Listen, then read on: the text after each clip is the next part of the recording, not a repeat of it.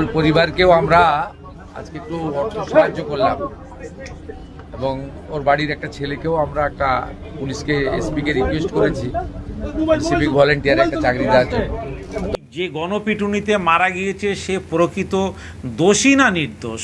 সে যদি নির্দোষ হয় সরকার তাকে সাহায্য করুন, সে যদি নির্দোষ হয় তার পরিবারের মানুষ চাকরি পাক, সব পাক। কিন্তু সে যদি আদালত তাকে পরবর্তীকালে যদি দোষী সাব্যস্ত করে তাহলে তো সবাই তখন প্রশ্ন করবে যে একজন ধর্ষণ কাণ্ডে অপরাধী তাকে কেন সরকার সাহায্য করলো।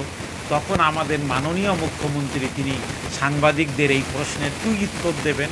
ফলে আমাদের মাননীয় মুখ্যমন্ত্রী কিছু কিছু কাজ খুব তড়িঘড়ি করছেন, তাকে আমরা আমাদের মুখ্যমন্ত্রী হিসাবে, আমরা সাধারণ নাগরিক হিসাবে আমরা পরামর্শ দেব একটু স্লো চলুন।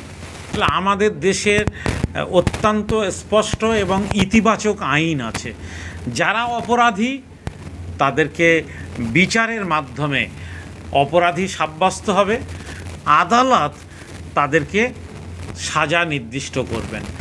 যারা গণপিটুনিতে হত্যা করেছে এই হত্যার যেমন নিন্দা করব, যে নির্যাতিতা ধর্ষিতা হয়েছে এবং আমাদের সন্তানের মতো তাকে হত্যা করা হচ্ছে তার চূড়ান্ত ভাষায় নিন্দা করব, এবং তারপরে যাকে ইনকাউন্টারে মারা হলো, ফেক ইনকাউন্টার, পুলিশ একটা ইনকাউন্টারের পরিবেশ তৈরি করে একটা ছেলেকে হত্যা করলো, এ সমস্তগুলোই কিন্তু নিন্দনীয়। আমরা চাই দিয়ে নয়, যে কেউ অন্যায় করলে আমাদের দেশের বিচার ব্যবস্থা অনুযায়ী তার বিচার হবে।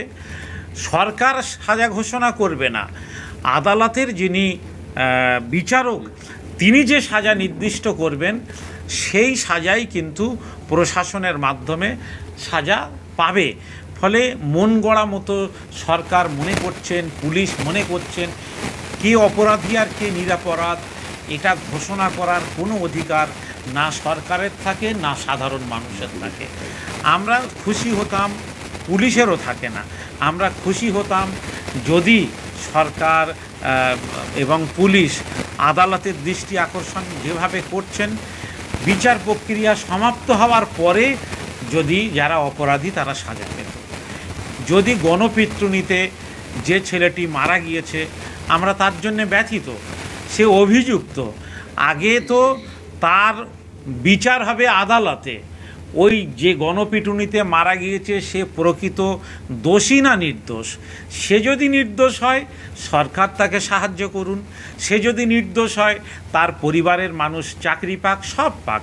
কিন্তু সে যদি আদালত তাকে পরবর্তীকালে যদি দোষী সাব্যস্ত করে তাহলে তো সবাই তখন প্রশ্ন করবে যে একজন ধর্ষণ কাণ্ডে অপরাধী তাকে কেন সরকার সাহায্য করলো।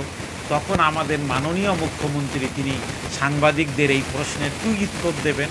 ফলে আমাদের মাননীয় মুখ্যমন্ত্রী কিছু কিছু কাজ খুব তড়িঘড়ি করছেন, তাকে আমরা আমাদের মুখ্যমন্ত্রী হিসাবে, আমরা সাধারণ নাগরিক হিসাবে আমরা পরামর্শ দেব একটু স্লো চলুন।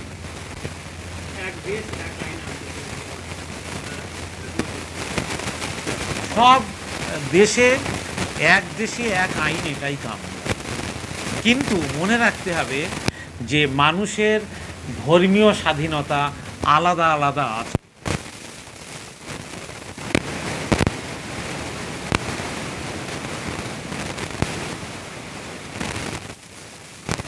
বিভেদের মাঝে দেখো মিলন মহান।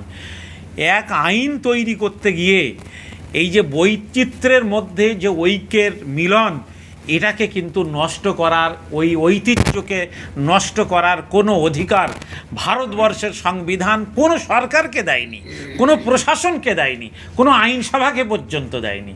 ফলে সরকারকে বলবো পিছনের দরজা দিয়ে যেভাবে তারা এক দেশ এক আইনের নাম করে কেবলমাত্র মুসলমানদের কিছু সামাজিক, কিছু ধর্মীয় বিধিকে তারা নষ্ট করে দিয়ে নিজেদের বিধি মুসলমানদের উপরে চাপিয়ে দেওয়ার চেষ্টা করছে, এটা দুর্ভাগ্যজনক।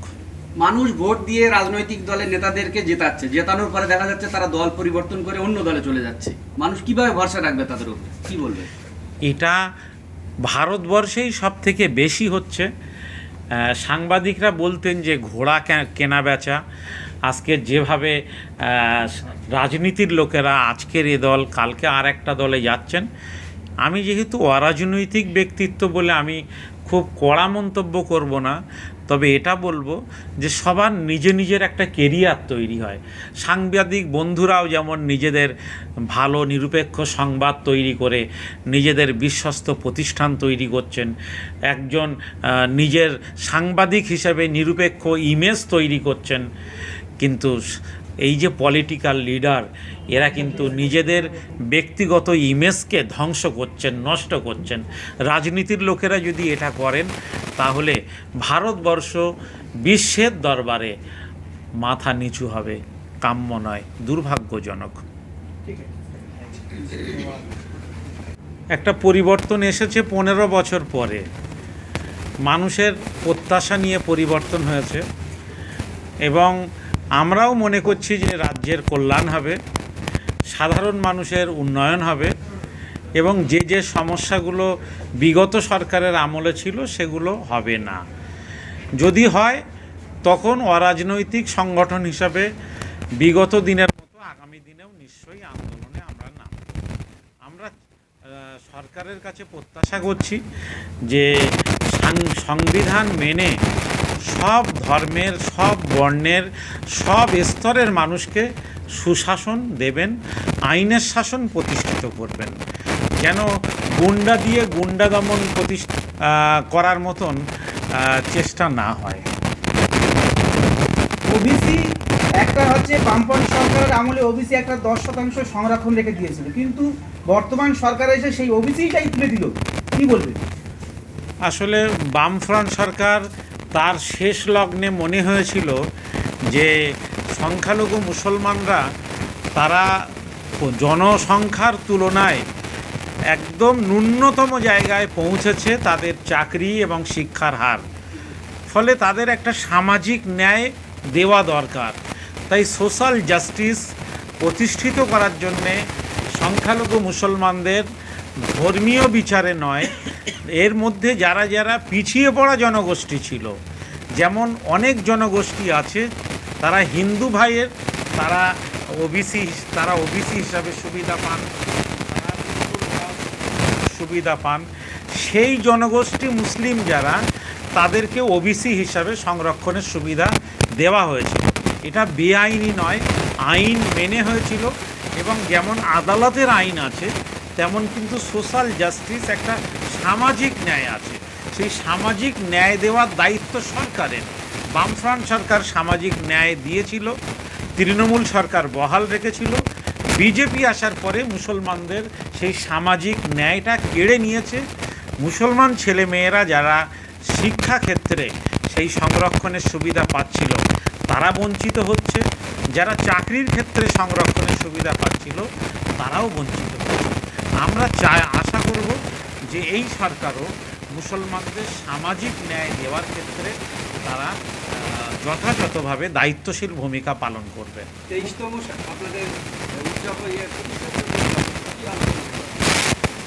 আজকে আমরা একটা ঘোষণাপত্র এখান থেকে প্রকাশ করেছি।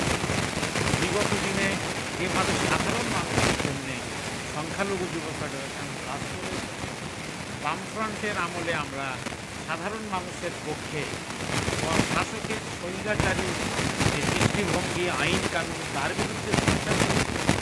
তৃণমূলের আমলেও আমরা সোচ্চার হয়েছি। আমরা মনে করছি যে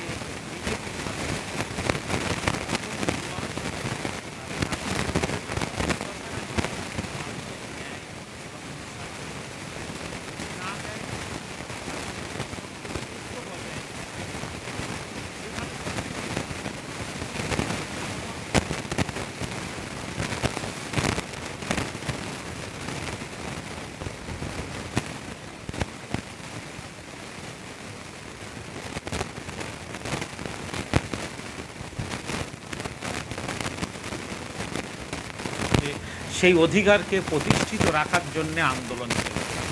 আমাদের যারা মুসলমান, আমাদের মূল শিক্ষার মূল অন্যতম ভিত্তিস্থান হচ্ছে মাদ্রাসা। এই মাদ্রাসাগুলোর উপরে যদি